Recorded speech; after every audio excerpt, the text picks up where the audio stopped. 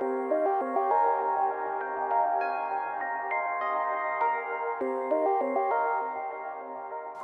noise and froth of the human throng on planet Earth is the excitement which accompanies the arrival of a long-awaited and much-missed presence, the Master. The Saviour has finally come, and it's you. Please welcome, with the holographic lensing chamber, Oral Lyra. Thank you. Thank you very much. What an intro. I don't want to contaminate it by saying anything else. Thank you for coming. What a wonderful Glastonbury welcome. I've come all the way from Exmoor this evening to be here with you, and much as I'm looking forward to going back there, and it's always lovely to come to Glastonbury. Thank you very much for coming out tonight. So I want to start off by talking about a little note on storytelling. I noticed a couple of years ago when I was listening to some friends of mine telling stories that they would start off with one story and then gradually move to the next story because something in the first story reminded them of the second story, and then carry on in the second story for a while. And then something would remind them of something else, and they'd go on to the third story and terminate that story. And I say, fantastic, what happened to the first two stories? They go, oh, it doesn't matter, I got lost. This model of telling stories looks like it's a tree.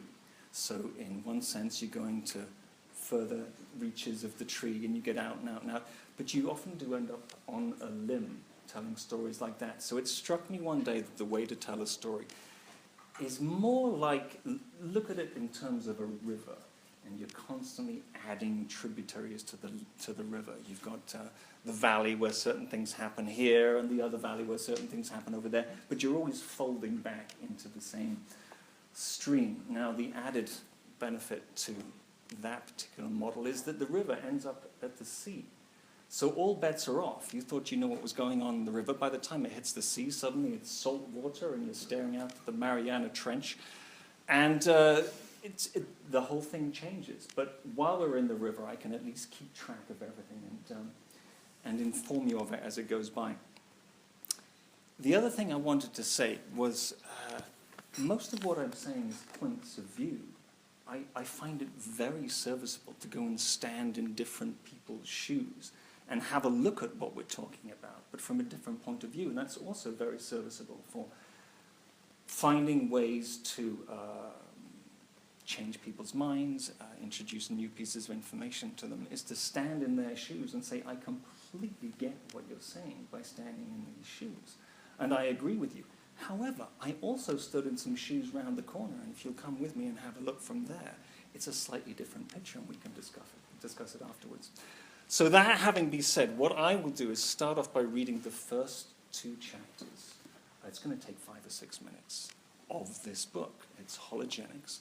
And, well, I'll just start going and we can take it from there. This is not a course. This is not a method. There are no teachings. There are no teachers. There are no leaders. There are no followers. This is an inoculation, a living virus. It dwells in the twinkling magic of your cerebral cortex. This is an octahedral codex, a trans-dimensional object, a portal to the part of you which resides in hyperspace. This is a cipher which will catalyze systemic changes. You have no idea who or what you are. You are not male or female. You do not have an age or a race. You are not a father or a mother, nor a husband or a wife. These are roles.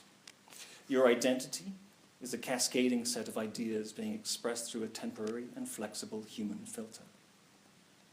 This is an oracular device, an incantation at the edge of time.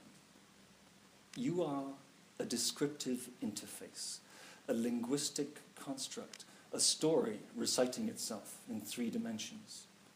Your body consists of subatomic particles and wavelengths, present since the dawn of the universe, awash with thought forms like waves in the tide. None of it belongs to you. You, the real you, the deepest you. Nothing is hidden from you, the wise, spacious you, a matrix of multidimensional meaning, a field of light frequencies outside of time and description. And yet here you are, in a body. Disorienting, isn't it? And somewhat tricky to navigate. Lots of ideas, lots of decisions, lots of people, so many voices, so many influences interacting. What to do, what to believe. This is you, talking to you. The lensing chamber. A holographic image is created by capturing the scatter patterns of high-definition laser light as it reflects off an object. The light bouncing off the object is recorded in 3 dimensions. When you put all the data together, you get an image of where the object was in 3-dimensional space, based on the interference patterns of the laser light as it spilled off the object. The resulting image is projected and looks real, but is made of light. The light has been focused so clearly and with such definition that it assumes the appearance of matter. Imagine you have the opportunity to inhabit and experience a holographic chamber, a programmable, customizable suite in which a tangible interactive display is created by photonic manipulation, a specific ordering of spatial frequencies in regions of local reality. Appearance, solidity, meaning, causation, and consequence are all operational inside the chamber. The 3-dimensional experience is the crisp realization of vast amounts of data and programming. It's the tip of the iceberg, the crest of the wave. It is a summary of the meaning of the code behind it, expressed as visible wavelengths in a contained, focused space. The lensing chamber. And that's where we live. There are no emitters in this living hologram. There is no crafty tech which is running this joint. This is cosmic orchestration. Here we stand in stupefied astonishment that this place exists at all. Our capacity to describe this astonishment is limited, but we know that there's more to this than meets the eye. Your body is a matrix of wavelengths inhabiting space. The diversification of matter is spectacular here. Nothing is repeated. No 2 stars are the same. It's a staggering concoction of matter and antimatter, where thought travels faster than light, appearing everywhere at the moment it is expressed. We can grasp only tiny amounts of the depth of interdimensional integrity from our viewpoint here in the organic human form. We forget. However, these bodies are the ideal vessel for the purpose of life on Earth. They are suited to the biology of the planet and are well integrated with a dizzying array of communication modes, including sound and hearing, hormones and scent, intention, mood, tone, and linguistic content. And yet we haven't given ourselves full permission to be here. We resent it somehow. We have the capacity to make life on Earth a delight. Instead, we prosecute endless lines of burdens and distraction. We know what incarnation feels like, but we come. We come because we must. It's no accident that you're here. Your birth was not happenstance. You agreed to do this. You agreed to the terms, the objectives, the circumstance of adopting the entirety of a human in order that the infinite can look through your eyes in this moment. Now make the best of it. Strive, endeavor, reach. You may be dragged through turmoil, through devastation, through desolation, and yet grace embraces you always. You're never alone. You are participating in a vast orchestration, learning how to flow in it so that the uniqueness inside you can be accessed and expressed. With genuine consideration and tender care, the lensing chamber can be brought to deliver great beauty. In careless, selfish hands, great horror and anguish. You are the arbiter. you're being trusted with the keys. There you go. There's the first 2 chapters. Thank you very much.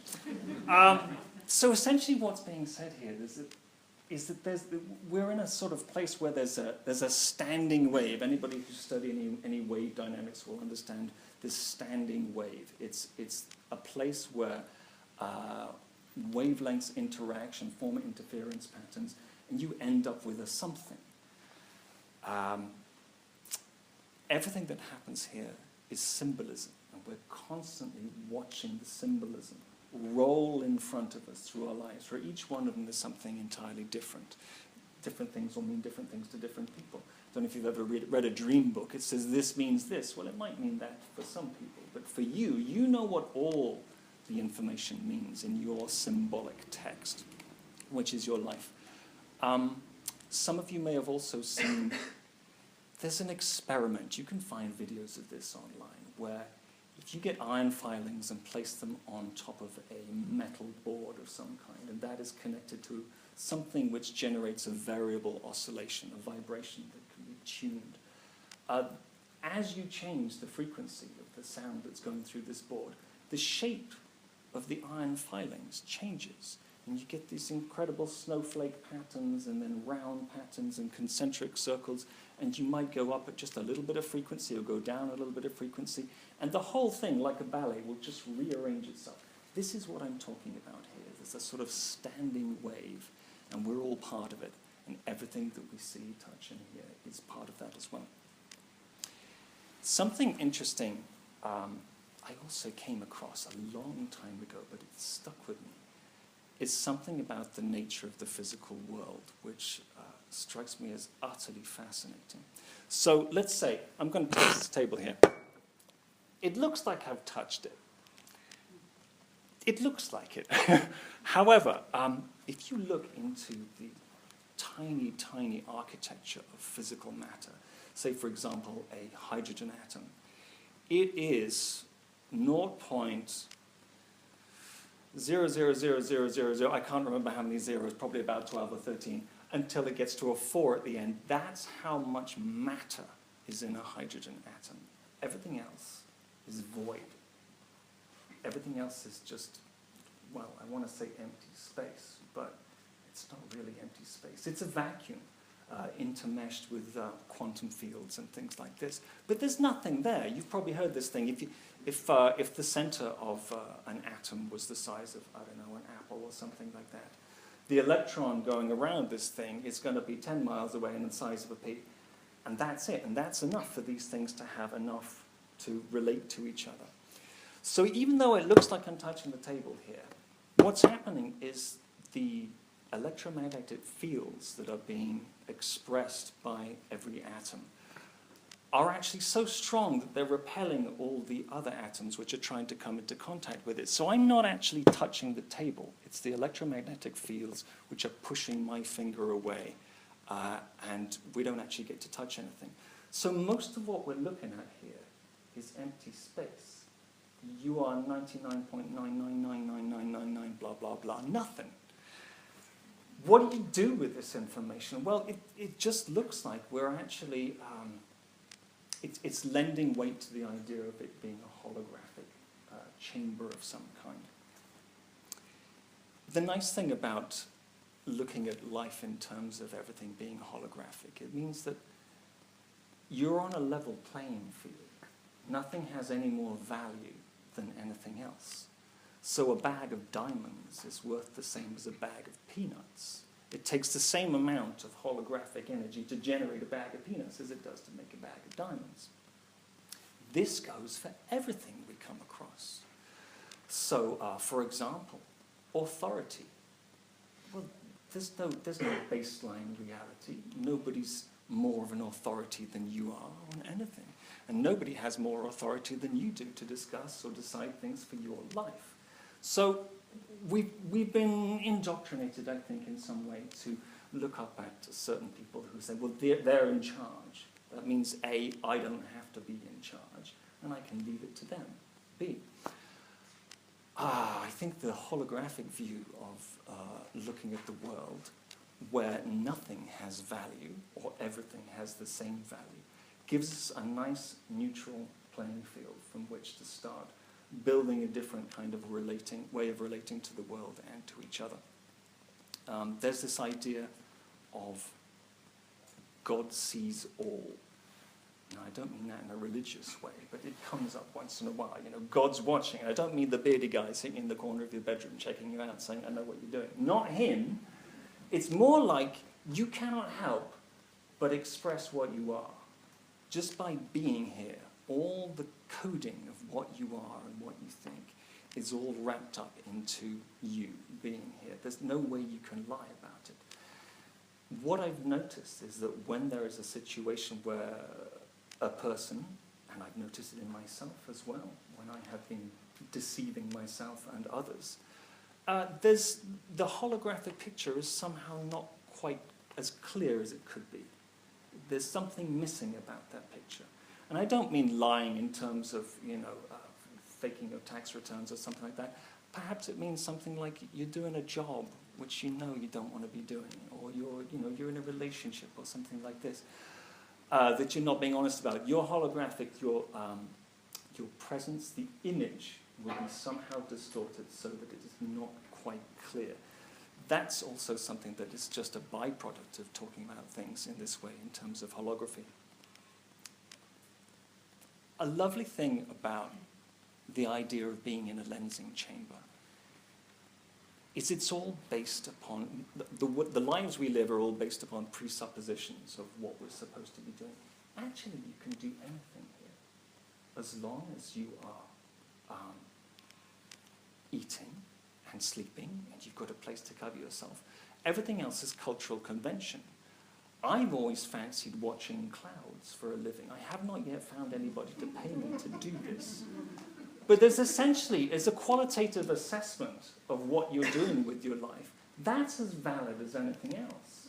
And in fact, you may come up with something that will be so definitive and so profound while watching clouds that you may come up with an answer which will benefit everybody. Whereas if you're running around trying to do your daily life of what you've been told to do, you're going to miss out on that, and you're going to find distress, and also your image in the lensing chamber is going to be blurred, and those that you attempt to interact with are also going to be blurred as well, and blurred people will find blurred people. I don't want to get too much into that, though. It's just the idea of nothing you do here is worth judging. It just depends on what the outcome is of your actions. Okay, we'll leave it at that. You can make anything. You can make anything here in the lensing chamber. So why do we continue to prosecute these endless lines of nonsense? Well, yes, we've got all these constructs going on. There's the ego, there's past lives, there's habits, there's addictions, there's all these things that we think we're needing to prove in order to express ourselves and in order to find out who we are, what we're doing. All we really need to do is be here now, and that's the place to make all your decisions from. As long as you're giving yourself a lot of orders about how you should be proceeding in life, you're not being able to actually sit down and listen to what you need to be doing. I like gatherings like this because I think it forms a unique mandala. So everybody's here tonight. I'm a virgin in this group. I've not been to this before. A lot of you will know each other. But I'm sure when people get together, there's a kind of engine that gets created, a kind of engine of manifestation. So you will all have your unique sets of experience, but also your birth dates, any of the astrological information that you care to come across, your numerological life numbers, the Mayan calendar stuff. I would like to see a network at some point where people can have all this stuff and we can get together based on the best or the most suitable groupings of people who can make an engine, a manifestation engine within the holography of where we are. It might just happen that we'll all just group together anyway. Maybe we don't need a website where we'll all say when we're born and what we're doing and then attempt to figure out how people blend together best. I think it will all just come together on its own just fine. But this idea of a mandala I think is important. Because, you know, you've seen these Tibetan guys, then they're doing coloured sand, and it's terribly intricate, and it's very big, and they spend years doing these things, and then they just wash it away. It's all very much, it's ordered, but on one side it might be a little red squiggly, and on the other side it'll be a blue squiggly in the same place, and in the top it'll be a green squiggly. Everyone has similitude, but we have our own little colours. So everyone's got their own little pocket of the universe to express. And nobody is as good as expressing it as you are. No one else can tell you how to express yourself or be what you're here to be. This, I think, is encouraging. It gives us an enormous amount of say-so. Suddenly, you're something that matters. Suddenly, your voice has as much value as anybody else's. And once we sit into that kind of integrity and that gravitas, I think we'll be able to move mountains. The blend of people, for example, the blend of people that are here tonight, it's perfect. It's perfect for what we're doing tonight. I like to also think of these blends as being rather like making a cocktail or something like that. For those of you who don't know how to make a good margarita, I'll tell you exactly how to do it. You need 4 things for a margarita. You need very high quality tequila. You also need high quality triple sec, or what's the one that's famous? Cointreau.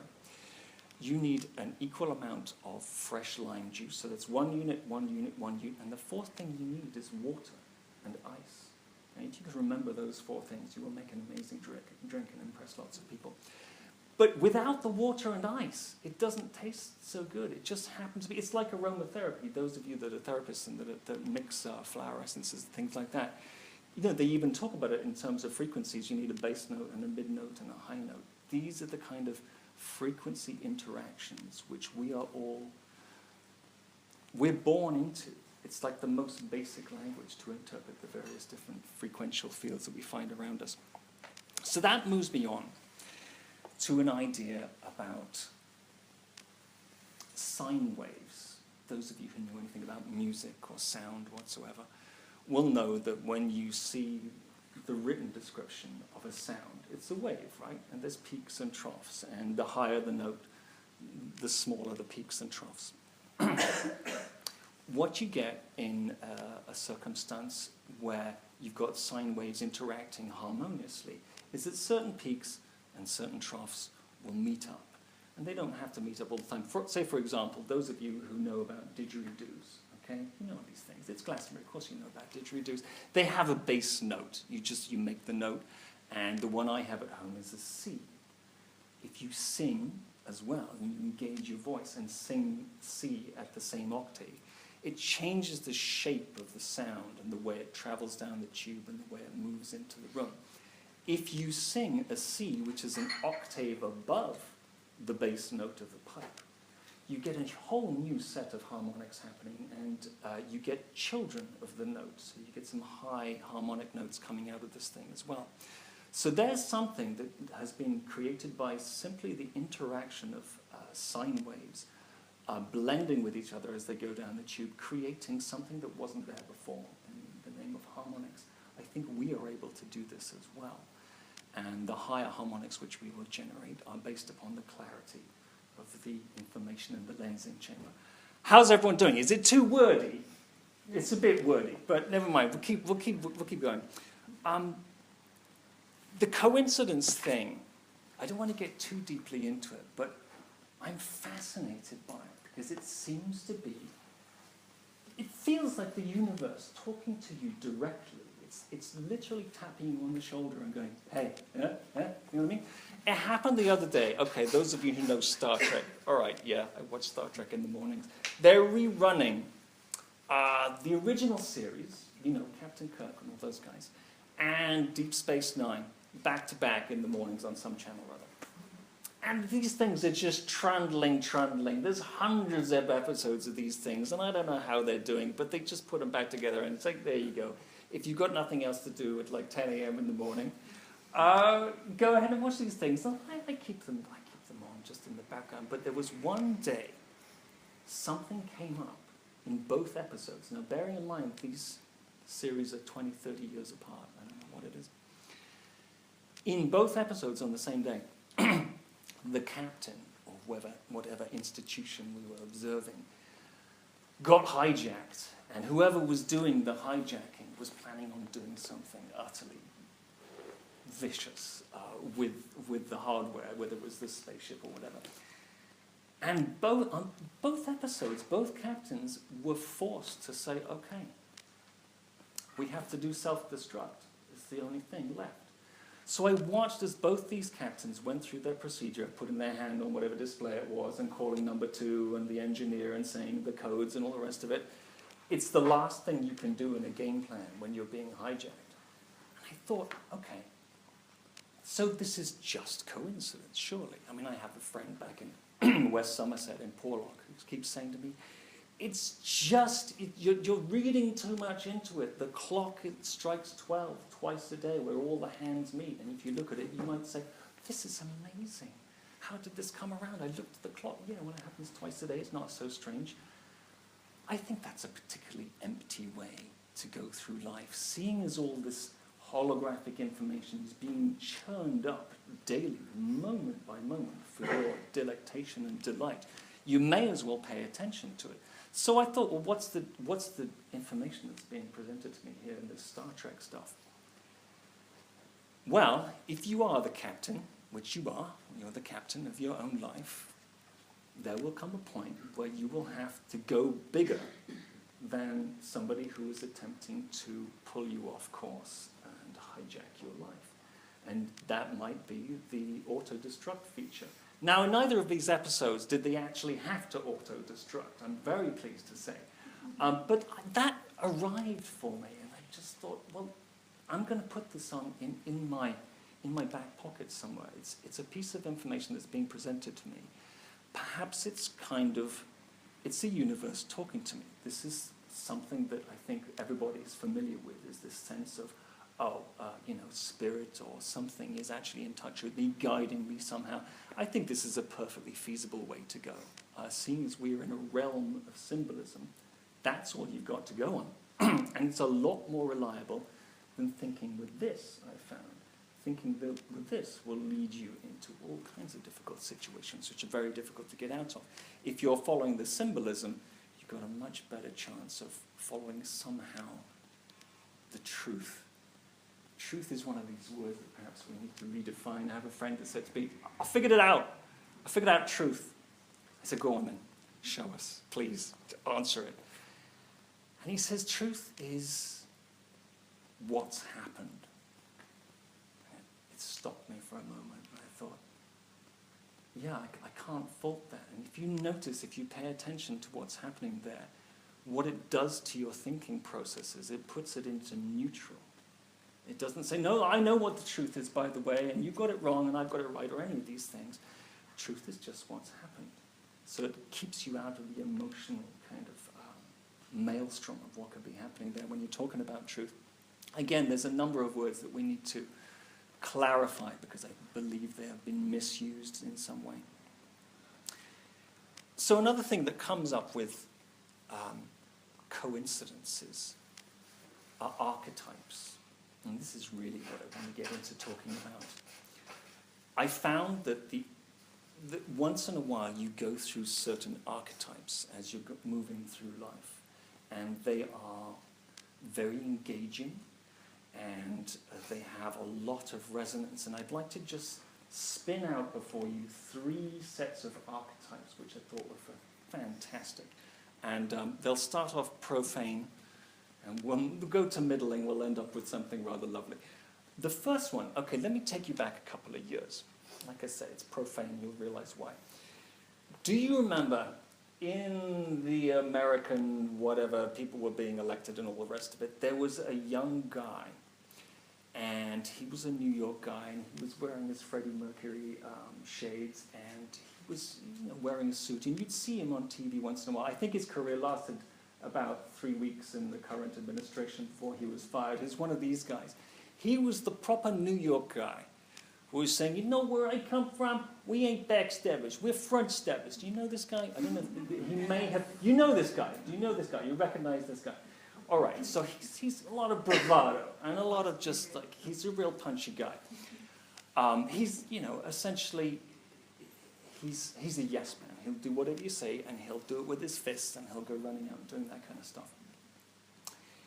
Now, contrast that with something else. Let me take you back a few hundred years. Italian theatre from 300 or 400 years ago, known as Commedia dell'arte. There was a certain, there's a certain structure to it. You have certain stock characters, which are always in every version of these Commedia dell'arte plays. You've got the hero guy, who is, you know, Mr. Loverboy kind of guy. You've got the love interest. You've got Arlecchino, his name is, and he is the Harlequin. He's the kind of magician, and he usually is kind of a helper, and he's running around helping you doing all these things. There's the love interest's father, who is usually called Pantalone, which translates as Mr. Trousers. He's there as well, and of course there's all this interplay of Mr. Loverboy trying to get with the girl and Mr. Trousers trying to stop it from happening. There is one more character who shows up in these things, and he is called Scaramouche. Now this guy, the New York guy, we're French stabbers, his name was Anthony Scaramucci. And so he was portraying the exact character. He's a henchman character. He's like one of these guys, you know, the old comedies where somebody's trying to fight you and you just hold your hand and stop his head and he's, no, he's going like that. He is that character.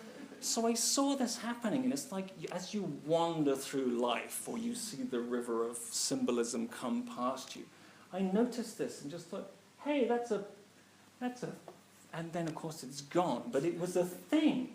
And notice, of course, that while he was wearing his Freddie Mercury moustaches, you will remember Bohemian Rhapsody.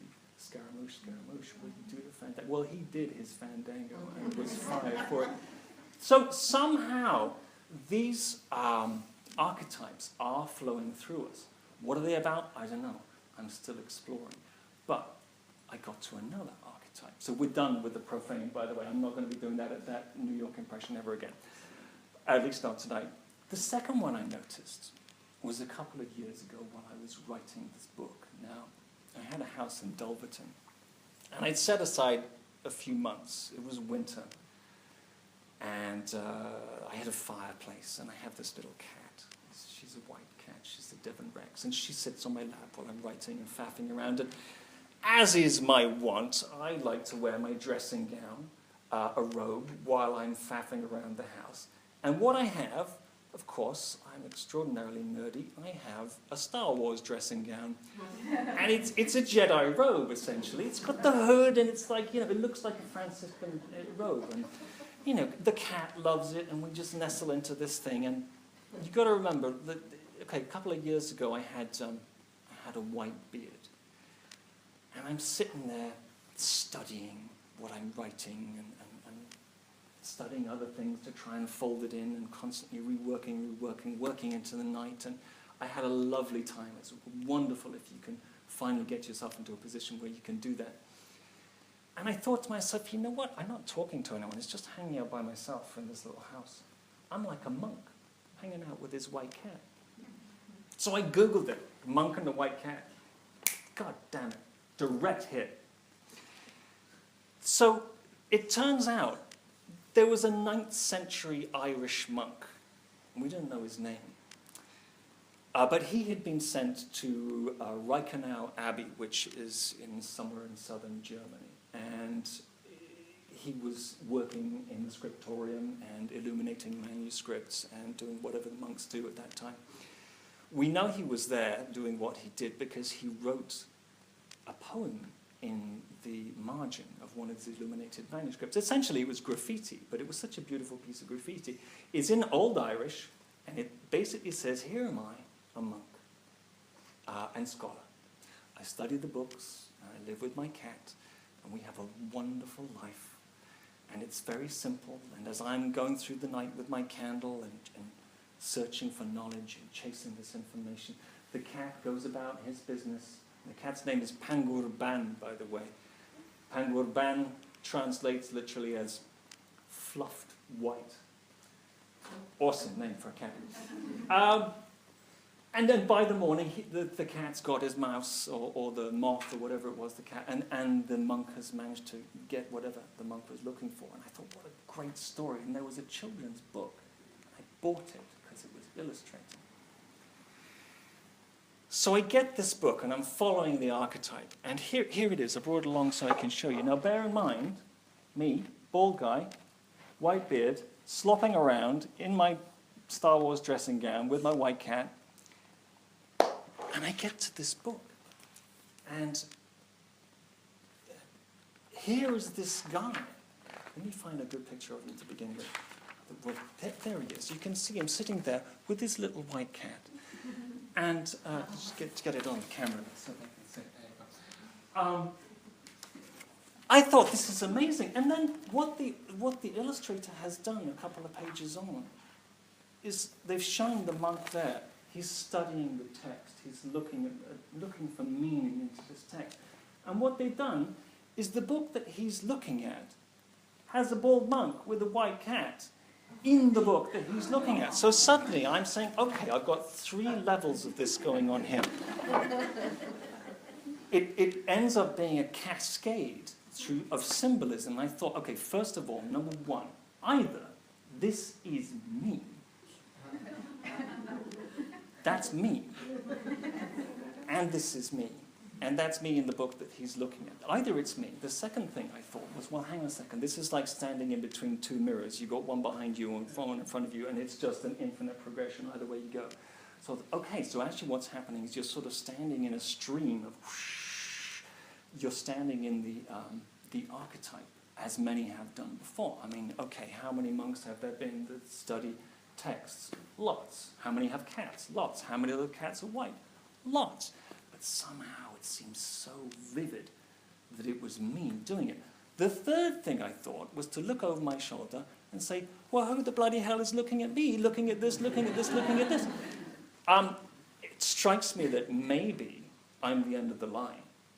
I think this is a different kind of point, but I think we are reaching a point where we're finalizing this human experiment before we move on to something else.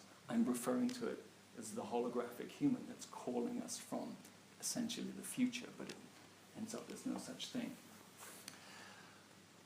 This struck me as very interesting. Now, that's a very personal thing for me. I'm wandering through the monkish behavior in order to get the text written. What I'm surmising, perhaps, is that the monks who are looking at the work that I've been looking at are the ones who end up reading the book, because they will be somehow participating in the same flow of archetypes. Now, all of you have your own archetypes, which you've probably wandered through a lot of them. I don't think everyone is suited to writing, but you have different archetypes of what you're doing. And things are very effective when you embrace the archetypes. Either the archetype is inhabiting you, or you are inhabiting the archetype. I don't know. We're just looking at this and finding out how it's working. It's fascinating stuff. Okay, so that's the end of the monk. The third archetype I just want to run past you, and this is a much shorter one. It struck me one day. I was considering this piece of information. Do unto others what you would wish to have done unto yourself. Okay, it's a very basic thing. There's different ways of saying it. Give what you want. Okay, it's so pure, so simple, so perfect. And this was something said by the Nazarene on, what is it, the Sermon on the Mount, I think that one came up. And it is absolutely serene, because now you know, okay, we're in a holographic universe. Whatever you are radiating, you will pick up sympathetic vibrations, rather like a sitar. You know, you play one note and you get all the background strings all sympathizing with that note at various different octaves. Similar to that, when you are in a position when you're going, oh, I absolutely get this, give what you want. Not only are you recognizing the same thing as Jesus, I maintain that you are Jesus, or at least you're standing in the same stream of information.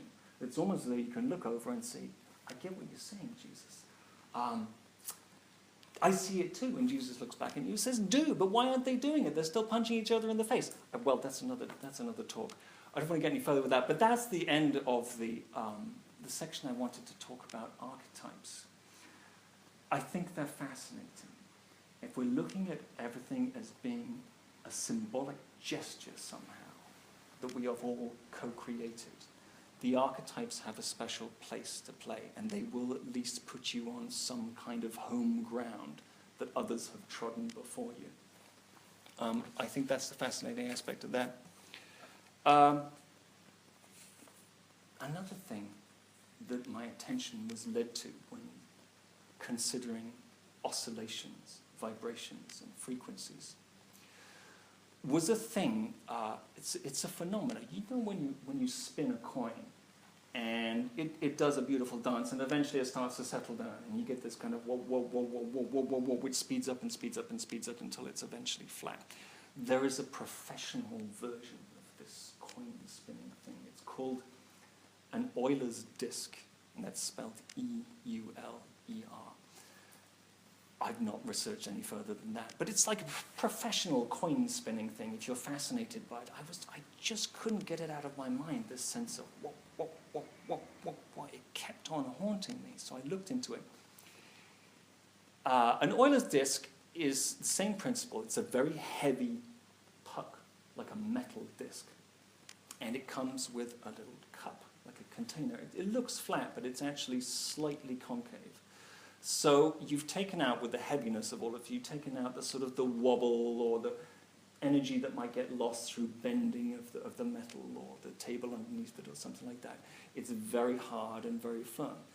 So if you spin this Euler's disc, and you can get them online, it takes about 1.5 minutes for this thing to actually reach its resting point, and it does this very curious thing. Well, essentially you've got only one point of contact as this thing spins around. So depending on where the contact point is and where you are in the room in relation to the Euler's disc, you're getting a kind of whoa, whoa, whoa, whoa. It sounds like dug, dug, dug, dug, but at the central place, it's just one thing that's continually going round and round and round. This noise gets higher as the rotations get faster and faster and faster. The incidence of the sine waves meeting your ear are sped up. So if you to see the sine waves, they start getting smaller and smaller and faster. And it eventually becomes like a whining, screaming jet. Something's taking off. It almost seems to be inhabiting the entire room. It goes faster and faster. And then suddenly nothing as it reaches its resting point. So you've got this curious condition where it's losing energy in terms of sound as it's spinning around and certain creaking of the table and whatever else, but it's also conserving energy by making itself faster and faster and faster and faster. So I thought, okay, that's a model of something. Where does that leave me? It is a model of a process, a vibrational process. It was Tesla who said, if you want to understand the universe, you need to be thinking in terms of frequencies and vibrations, and that is the key to understanding the way everything's working. I was led to thinking about consciousness and what this model of the Euler's disc could mean in terms of consciousness and in terms of coincidences coming around. So maybe in a part of your life that is relatively quiet, you won't get so many coincidences. And then you'll notice one day that it's just coming like this, faster and faster. And it's encouraging when that happens, and you think to yourself, is something amazing? Is it a full moon? What else is going on? Why is everything being sped up? How come I'm noticing all this interconnection, all this correlation that's going on? The symbolism is definitely repeating itself to me. And I considered, what would it be like for the master? The master being any of us that choose to get to the point where we are no longer running around here and we're ready to leave. Now, whatever that means, we don't really know, but we're ready to leave. So the master is sitting in wherever the master sits and considering the information and the symbolism that's coming around. And it's happening more and more often. So the closer you get to what we'll call enlightenment, that perhaps it's possible that when you get close to that space, you're just seeing coincidences all the time. So you might be sitting there and a bird flies by. Suddenly you remember that birds used to be dinosaurs. You go all the way back through the genetics code. You go all the way back through DNA, back through the time when Arcturus first took to the earth, took to the air, and said, "Look at me, I'm a flying lizard." All the way back. All that is somehow still churning through you. So you see a bird going past, you're filled with the entire genetic memory of millions of years ago. The master sits there and breathes in.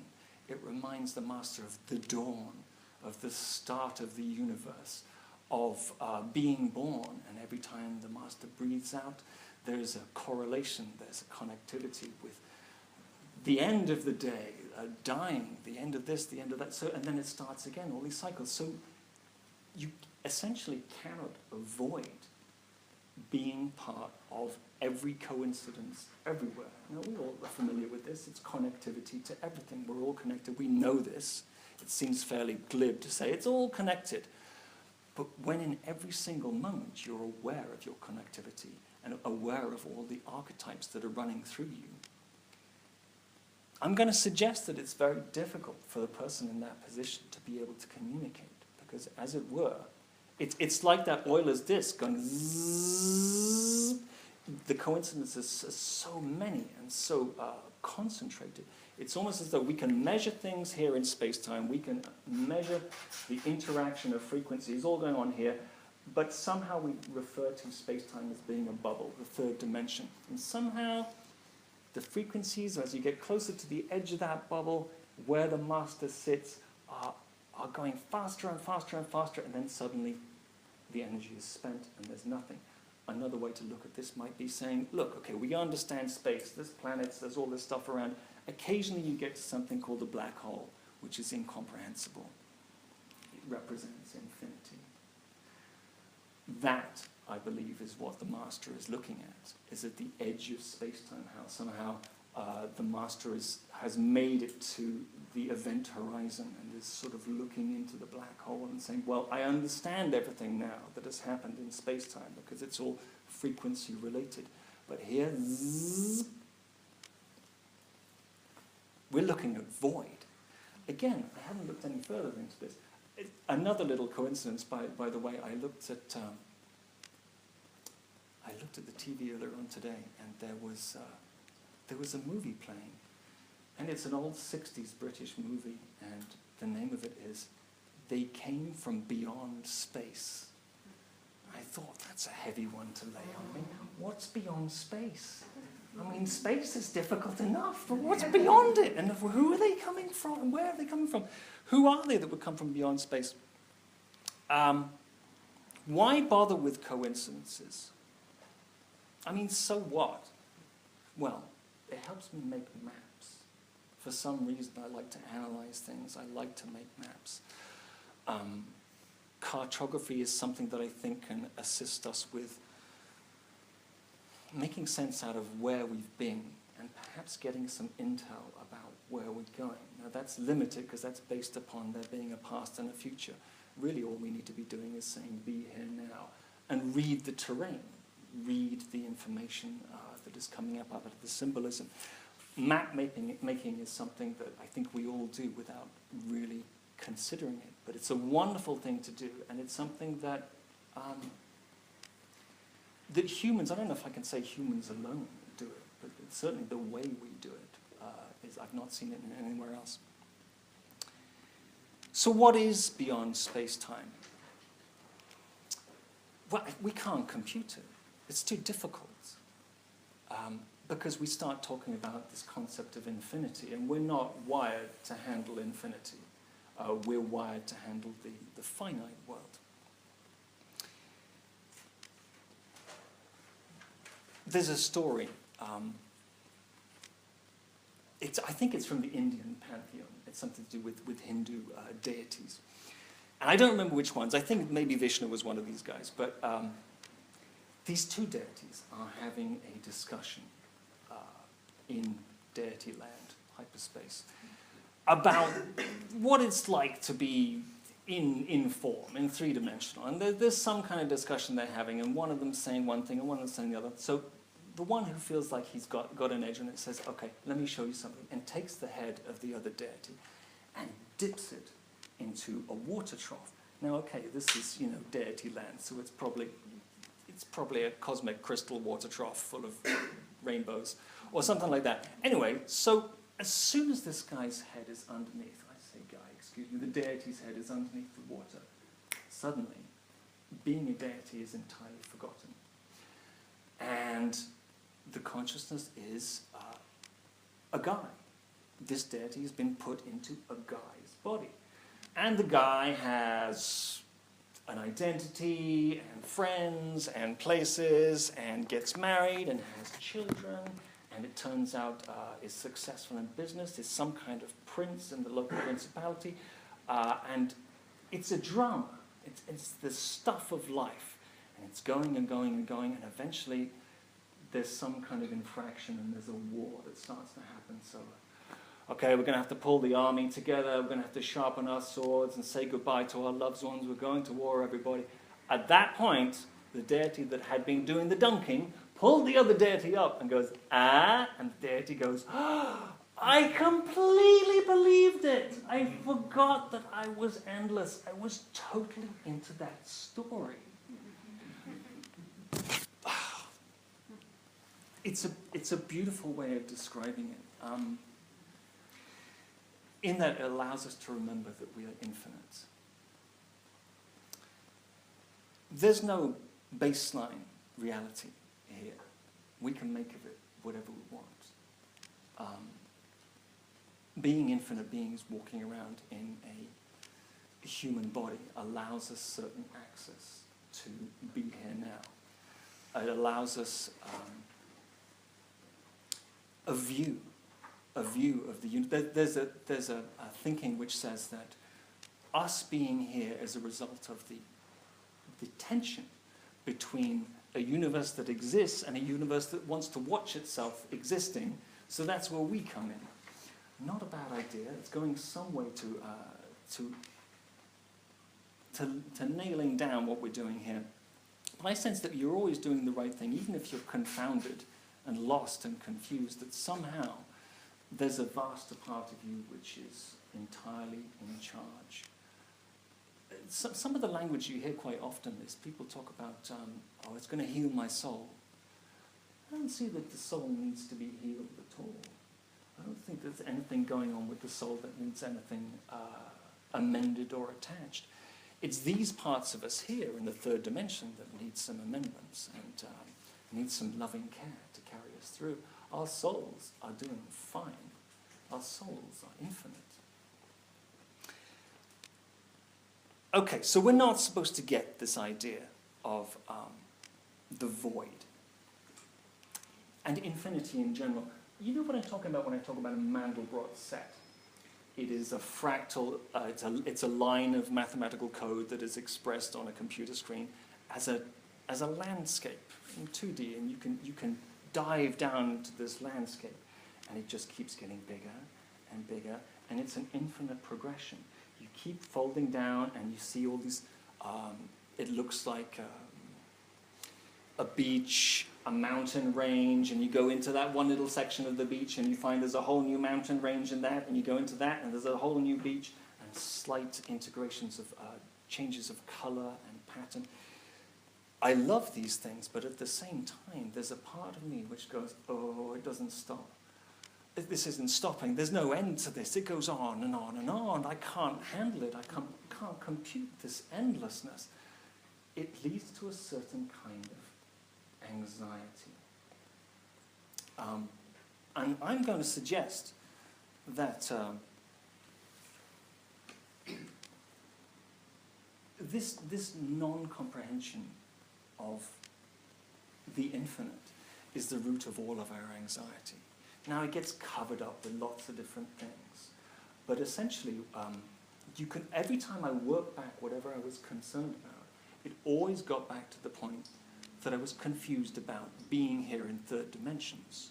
Somehow, I couldn't get it. I could understand, somehow, can grasp that there's part of me which is infinite, and yet there's this part of me which is finite, and somehow the finite part is always encountering anxious states of mind and anxious circumstances. We'll get onto that in a little bit, but essentially,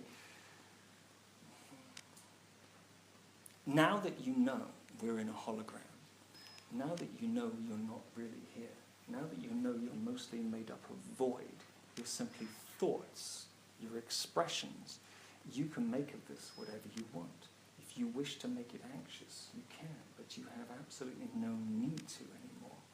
The anxiety, I maintain, is coming from an inability to integrate the bigger picture, what lies beyond the event horizon of the black hole, which we just can't get. But if we relax into it, we'll find that everyone has a black hole in the center of them anyway. Okay, moving on.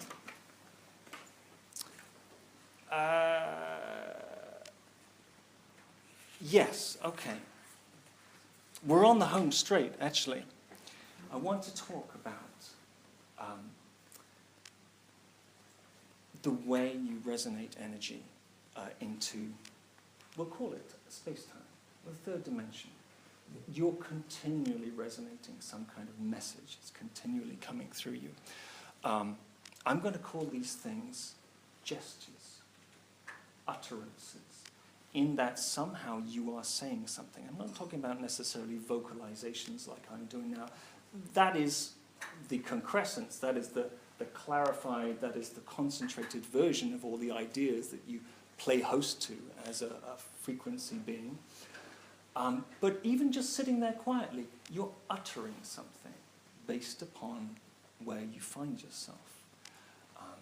Whether you feel yourself itchy, or you're disagreeing with something, or you don't like what's happening, or you do like what's happening, there's always an utterance that is coming out. There's always some kind of gesture, without even being spoken.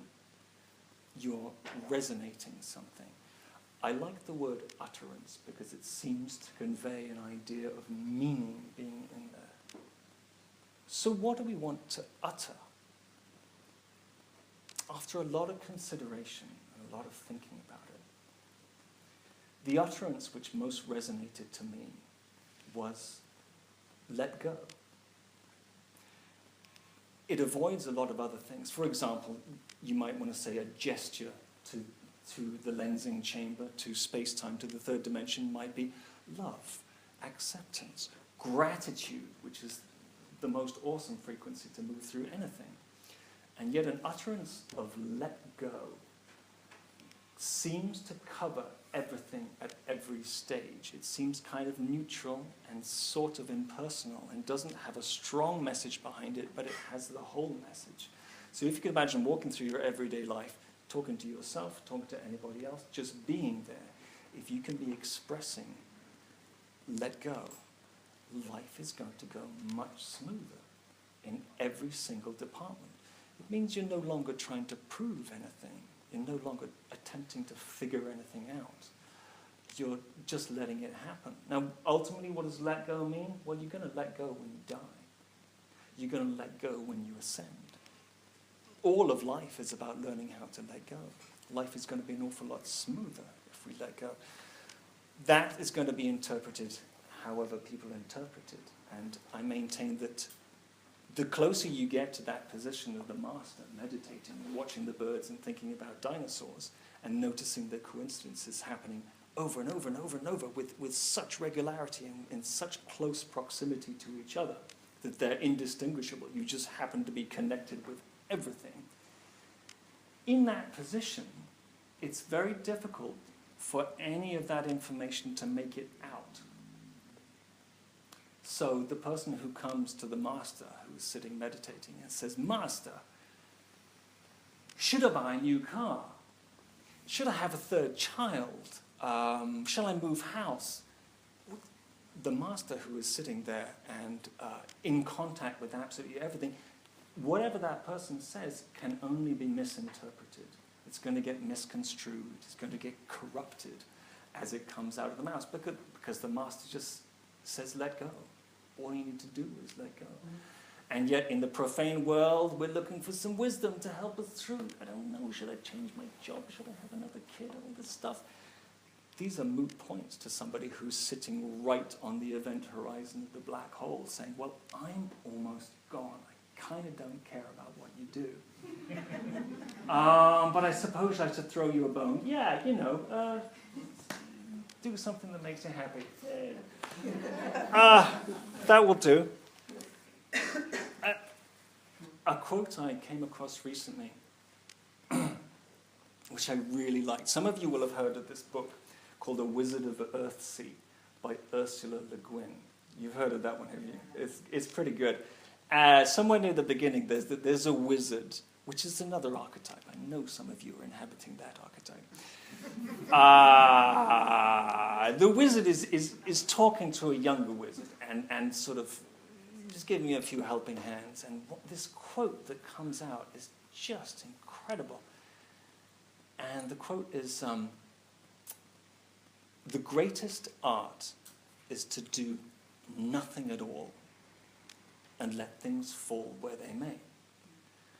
Now, I wrote that down. As soon as I found out, I thought there's something to that. And yet there were some questions in my mind saying, well, you've got to do something, you've got to say something, you've got to be there, you've got to go and petition for what you see as being the thing that you want to happen here in the third dimension. And yet there's this other side to that idea, which is that rather like homeopathy, you're all familiar with homeopathy, sort of a less is more. The more you water down something, the more it has space to kind of grip and amplify itself. So perhaps what that quotation, the wizard is saying, by doing less, you actually have more in effect. You're not running around spinning your wheels, you're not chasing your tail, you're not running after things which will have limited benefit or change things. You're better off sitting down in wherever you live and coming to peace with everything and resonating and making utterances of let go throughout space-time, which will cover everything and do more than you can do running around trying to talk to people individually. That, I think, is worth thinking about, the less is more idea, that you can change the world simply by changing your mind, changing your frequency, your operating vibration. Of course, all of you know all this stuff. You're born with this information, and you've read it in books, and you come across it time and time again. I feel with this idea of things being holographic, and we're living in a holographic universe, that suddenly it puts you in a position to be able to actually get some grip, where you matter again, where you are the center of the universe, where you're not waiting for somebody else to change things, you're not waiting for somebody else to do something. You're the one who is the initiator. You're the ones who makes the changes. So that's another way that, as you've seen, I'm basically talking about the same thing, but wandering around it and continually referring to the same idea of a three-dimensional space which is ruled somehow and created by interlocking frequencies. And another way to think about that is echolocation. So you're there sitting, feeling free, feeling like you've let go. You're resonating your utterances into the lensing chamber. You are gesturing with your love. You are gesturing with your gratitude. Somehow, the vision I get of this is it's rather like echolocation, so that you are the bat, and you know how it works. They make a little beep, and then they wait for it to bounce back. And because there's a stalagmite over there, there's an insect over here, I can compute I'm going to eat that insect if I do that.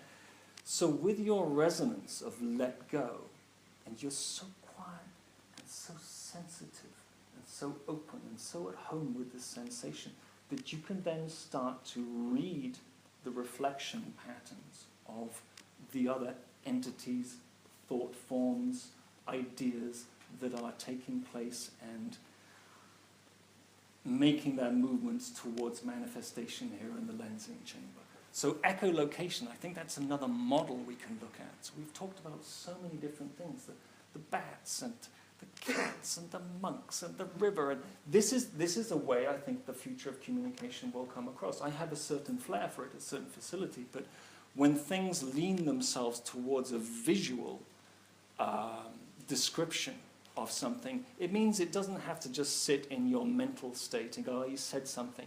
You can actually see it. You can actually feel it. It has a complete, there's nothing that is ambiguous about it because everyone's looking at the same thing. It's a skill, and I think that's the future of communication, is that we'll all start to learn how to present images in hyperspace by using our intention and our gestures and our utterances. We're drawing to the end now. Thank you very much. You've been very good to listen to all of this. I want to finish off with, it didn't really fit in anywhere else, but it's this story I heard about rats. And I quite like rats. I saw one today, actually, out where I live. There's a story. And this is days of yore, okay? I don't know where or when this happened, but there's a story. This is going to help us with recognizing where we're at with the situation that humanity is in at this point, this very day. So, days of yore, there's rats. Somebody's in charge of the town and says, look, we're going to take care of this rat situation. So, the alderman or whoever it is said, look, I've got a bunch of gold here. I'm going to say to the people, I will give you a piece of gold for every rat that you bring me. This will make sure that you've got maximum number of people on the ground picking up the rats. We're going to get this done in a week and it's going to be sorted. And then he said, hang on a second. You can't really trust people. They will poison the well or throw grenades in the street. Or you can't trust these people. Bring me a live rat. Then I'll give you your gold piece. So that was one way of getting a fail-safe against just the chaos of what trusting people to follow their own ideas or goals would be like. So, to move the story on, after some time, the person with all the money, all the gold is gone, and this person dies lonely and cold. All the gold is gone, and there are more rats in the town than ever. What has happened? Well, as soon as they saw that a live rat was worth a gold piece, the people started breeding rats. This is where we find ourselves. You look at the news. This is where we find ourselves. We have, to extend that idea, we now have all these people with their rat farms, and they can't keep them. The price of rats goes up and down. It's no longer worth a piece of gold. And now there's so many rats, they have to have government input to sort of help with the money, with the rat rearing. And then you've got to get higher taxes because these people have got rats they can't afford to feed. That's where we're at now. That's why I think it's such a beautiful model that we are just chasing the rat game, which was based on something ridiculous. And we allowed it to happen. But that's where we've come from. We've come through this lensing chamber thinking that it's real, thinking that someone in authority actually has authority. Whereas now we know that they're just a bully, or very egocentric, or really reckons they got the right idea, and through tricks of telling us what to do. And of course we've all been through our schooling, which for me it was certainly indoctrination. I went to an all-boys private school and they beat the shit out of you emotionally. My journey out of that and into this kind of material was like a champagne cork going out. So I think it was serviceable and very important for me to go through that. And I now can see and understand and have some grip as to why people go off. Now, my cure, and I've always been into fairies and whatnot, but my cure was going to America and eating lots and lots of peyote and mushrooms and taking LSD and ayahuasca, and that sorted a lot of things out for me, and that really gave me a grip on this idea of everything being frequency, and showed me also that this world is based on basically lies. And now it's coming out now. Now we're finding that there's these people who have been in charge have basically been lying to us, and now we know it. It's a grift. We've been grifted. Yeah, you can sense I'm slightly exercised by this. How are we doing for time? We okay? All right. So we're finishing off with that. That was my little rat story. I think what we need to do is... I can't read my own writing. Oh, yes. Level up our conviction in order to penetrate the density of what's going on here. Now, what I mean by leveling up our conviction is like what I was saying earlier. You are the authority now, certainly over your life. I don't think you have any authority over anybody else's life. But you're in charge. Now, that presents two different things. On the one side, now you're responsible for everything. But also, yeah, now you're responsible for everything. Okay. I think it's enormously freeing, and it's really an encouraging thing to wander into. I'm going to read another section of the book just to finish off, which also deals with this idea of being in a space of frequencies.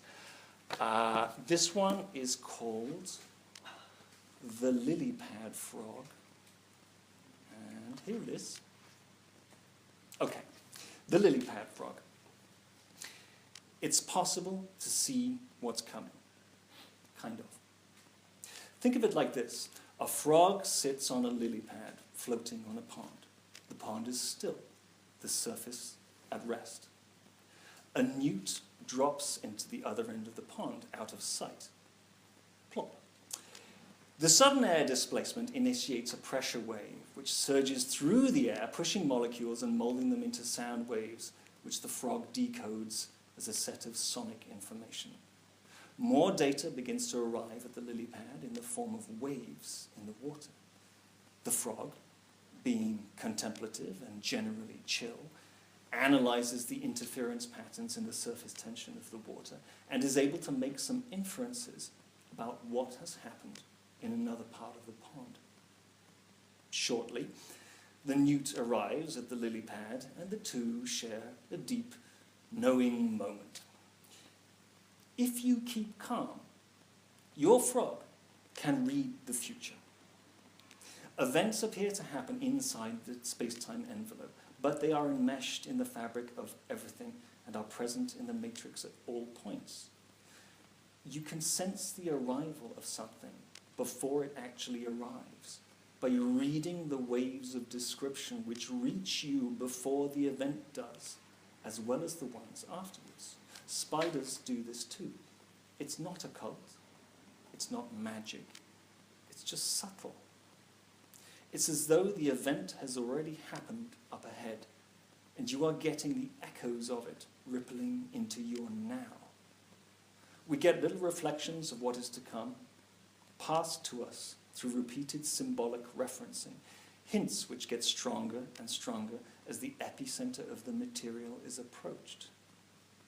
Which is how come you're listening to this. You heard it coming. You've been wondering what it is. And yet you're the one who dreamed it into being all along. It's a slippery lizard. So that is me. I'm a part of you. I'm the voice at this point in time who has volunteered to actually give a mouthpiece to this information. And I'm very pleased that you've been willing to come along here and listen to me. Thank you so much. This concludes my presentation this evening. I'll hang around a bit afterwards. By the way, the book, Hologenics, it is, just a second, normally £23, it's 20 tonight. There's a big stack of them over there. Thank you very much. Can I just get your question? Yeah, please. When you were talking about the monk with the white cat, yeah, himself in the book, between the mirror behind. The Cascading Monks, yes. Right. Now you said, and who's watching the monk? Yeah. Well, I'll tell you, because we know, I know, you have on each shoulder, you have a little entity, an invisible entity, who was once incarnated and no longer is, because there was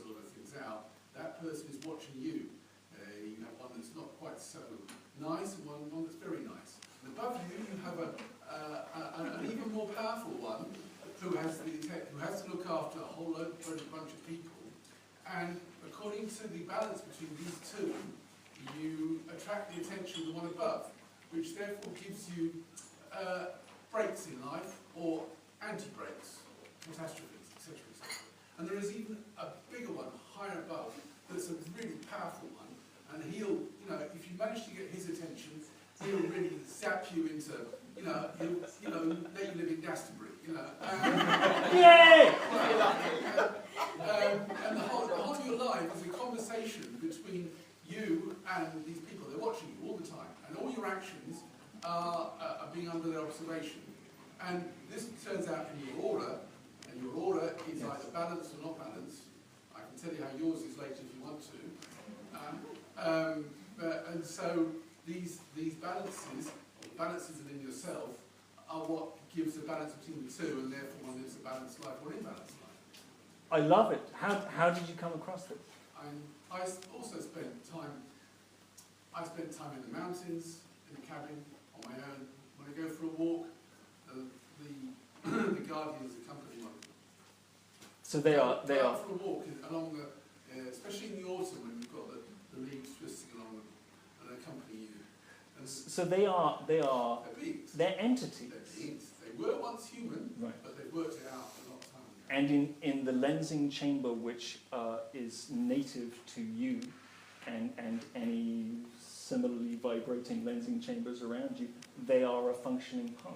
They are mechanical parts of that lensing Our chamber. life is a conversation with these beings. I love it.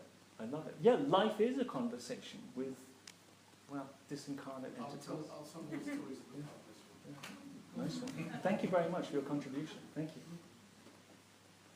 Anybody else? Yes. So when you were speaking about the mandelbrot sets, Mm. would you agree that, because what I know about it, and I might have got it wrong, is that it's a depiction of the collective consciousness?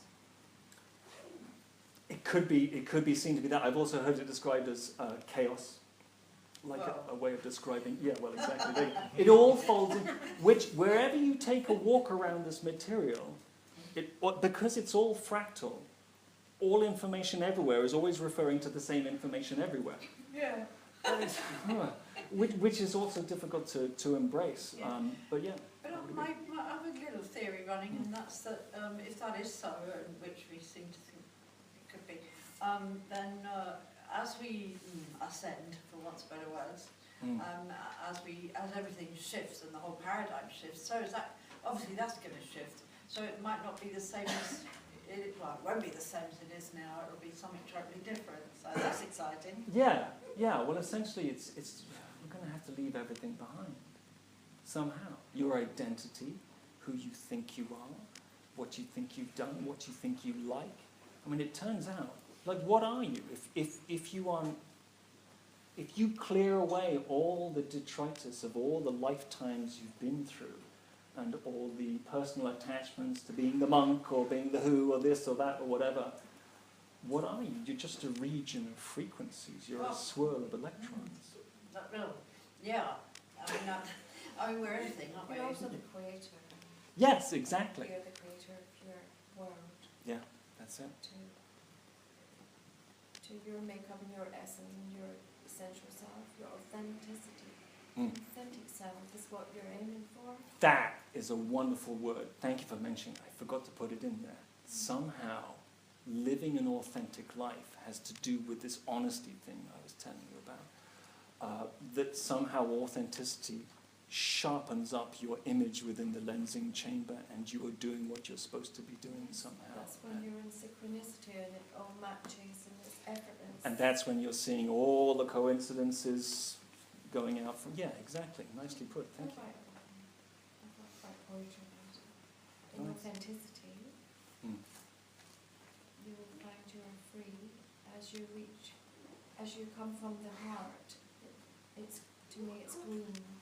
Mm. Authenticity. Mm. It's a place of resonance, of place of peace. Yeah. And it's The so peace of easy you and so simple. that is true. Yeah. Teaching you to be true to you. is all you have to do. Very nice. That was your I do write poetry, but I'm just really tired today because I'm just travelling around. Yeah, But I authenticity. do write poetry about this stuff. Well, we're so used to being inauthentic. We're taught how to be inauthentic in school. Yes, because that's left-brain conditioning. It's all the conditions Right. that you think you are, who you've been told you are, Right, is not who you are. yeah. And you have to find who you really are and the essence of the diamond inside. That's true. And polish that diamond as much as you can. And yet there's nothing wrong with where you came from Of course either. not. There's, It was a journey. it's a step, every step on the journey was perfect to get you here. Inward journey, I Yeah. feel, from here to here. Love it. Yeah. Thank you. Something you said earlier really reminded me of something I read years ago. I remember maybe 4 or 5 books into the Cascading series. Where he's advised not to look into the unknowable. Just have a little glance, but don't stare into it. When you were talking about the black hole. Yeah. And also the feeling that part of our frustration as human beings is not to know the enormity of it. The shaman in those books were basically saying, don't even go there, just concentrate on what you're doing now. Yeah, just concentrate on breakfast. Yeah, I know what you mean. Yeah. And yet, those of us who wander towards the edge of the event horizon can't help but want to peek over the side. And of course, you get into this confusing thing of like, well, what's beyond it? Even the word beyond doesn't work anymore, because beyond is in a 3-dimensional. You've got here, there, beyond, before. What is enveloping this 3-dimensional bubble? Or think about the other way, the reflex version. What is on the other side of the black hole? What is happening in that infinite space? We can figure everything out.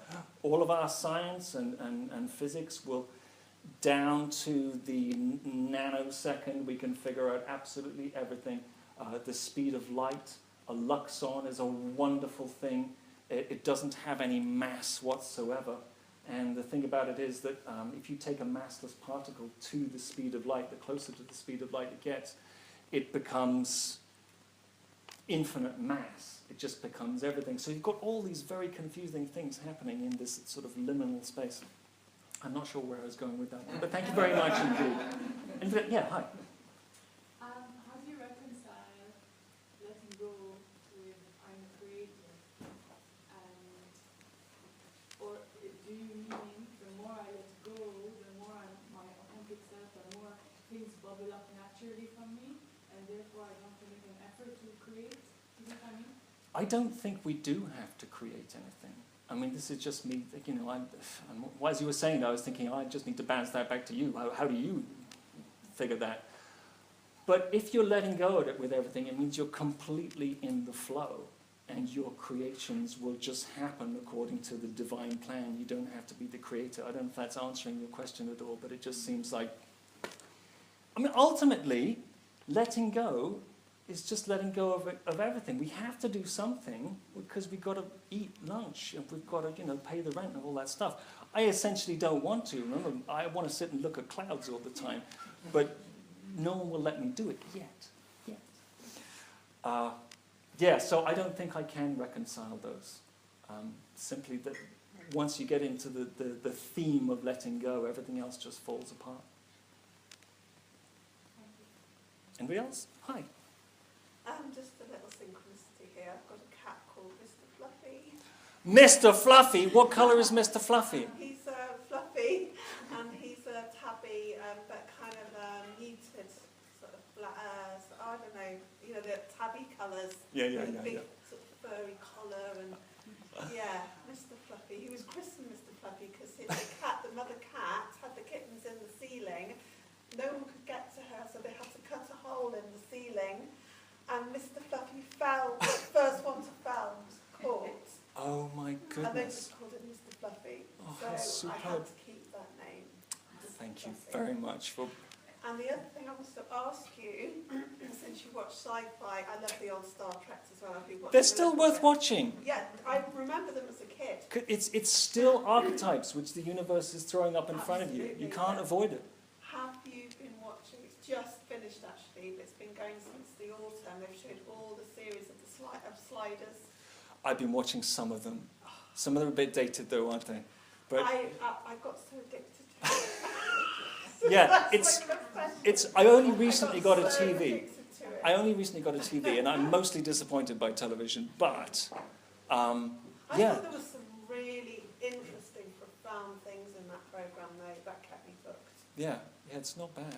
Yeah. There's geniuses at work all over. This is the human oversoul attempting to express something, attempting to do its utterance, and the closest we can do is get actors to wear Ferengi costumes and own a bar on a space station or something, because that's the only way we can just kind of get this information through, that somehow you are the alien. We're used to this belief of, there's humans and then there's the aliens, and do they exist or don't they exist? This is a three-dimensional lensing chamber. Things are just manifested out of light waves in a standing wave formation. Whether it's a little green man or a person like you or me, it takes the same amount of energy to create that. But it's somehow a symbolic referencing of, by the way, this is not all that there is. That's why I'm sort of interested in sci-fi, because it's continually... A lot of them are just soap operas in space, basically. But it's always referring to, what about this situation? How are you going to handle it? Captain Kirk has been compromised, and somebody has, taken control of the ship. Kirk knows what's to be done. If he can just tear himself away from the blue and green ladies for a moment, he will put his hand on the console and say, okay, initiate self-destruct, because it's models coming through. Thank you. Partly just made a point that Kirk means church. I look at these things as well, constantly looking at the sort of... Clearly the scriptwriters had thought, somehow that fits just right. It just fits absolutely perfect for this guy. Because it's got a kind of... You think of Shatner, and you think of the word Kirk, and Kirk's got this kind of hard sound. It's quite definitive. And yes, it's a Scottish word for church. That the writers were tapped into something. Somehow they were being fed by all the others, saying this is how you need to present the model and the archetype so that it can be then spread to everybody else, so they can get a handle on this. Do you know why Mr. Captain Kirk went into the ladies' loo? Because he wanted to go where no man had ever dared. Oh, that reminds me of that other one. What is it? How many ears? How many ears does Dr. Spock have? 3. The left ear, the right ear, and the final frontier. Thank you very much!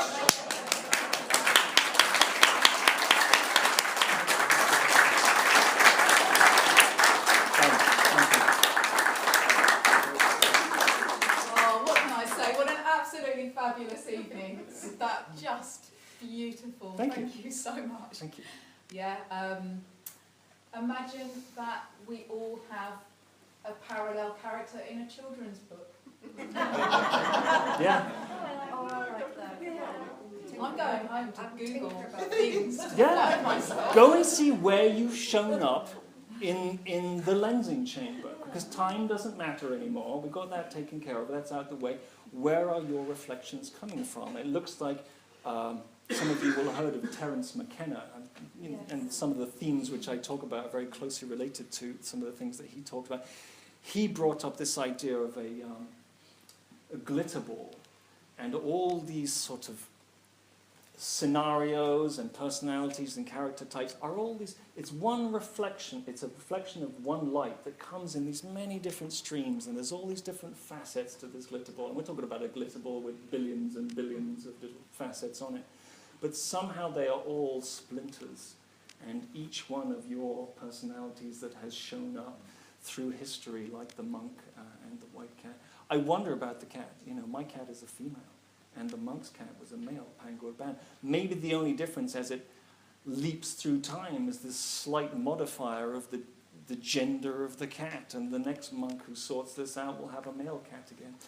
Patterns, but it's all squashed inside space-time. So they're all relevant to us here now, walking around in bodies.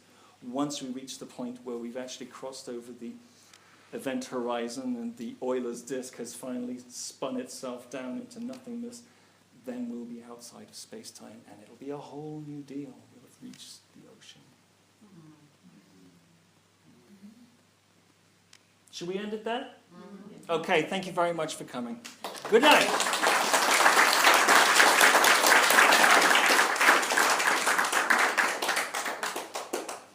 So, I shall read what's coming up next week. Wednesday the 22nd, we have Dechen Chodron, East meets West, West meets East. Feeling that there had to be more to life than I had seen in the smallest county in England, Rutland, I decided to travel to the Himalayas because a girlfriend kept sending me postcards. A meeting with astrologer Holden Jenkins predicted that I would do something important in 1980. At the time foretold, I found myself on a journey to India and Nepal. The press announced, "Will local girl return?"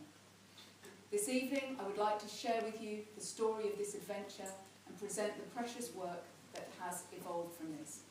And Dechen, lots of you may know her, she's a wonderful artist and a local. She's lived in and around Glastonbury for many, many years. She's going to talk about some of her really profound experiences in Glastonbury and people that she has met here as part of her path. And then this story is about going to India and Nepal and founding a school to help Himalayan children, because she really believed that all children deserve an education and clothing and food. And it's been a magnificent project, so she wants to share that with everybody that night. And just to mention, I mentioned it last week, I'm going to mention it every week till the end of this month, because we're so lucky that in this town hall on the 29th of May, we moved our evening to the Thursday especially, not to conflict with this. We've got Debashish Bhattacharya, who is just award-winning, Grammy-nominated Indian guitarist, slide guitarist. And he's playing with two other people who are coming along, also people who've been nominated for Songlines Music Awards. It's going to be in the main hall, and tickets, it's all available, it's all in here. Do have a look and don't miss it. I think it's a wonderful thing, and we so rarely have music concerts in that main hall, and I just think it's great that it's happening. So, yes. Indian. Yes, yes. And I think I'm just, if I may, which one shall I find? I lined up a few quotes. Dave wanted me to read the cake chapter, but I don't know if I dare read it. Which I do, it's so naughty. I found all sorts of lovely, luscious quotes here. Here we go. And then, yeah, Dave said do this. Right. The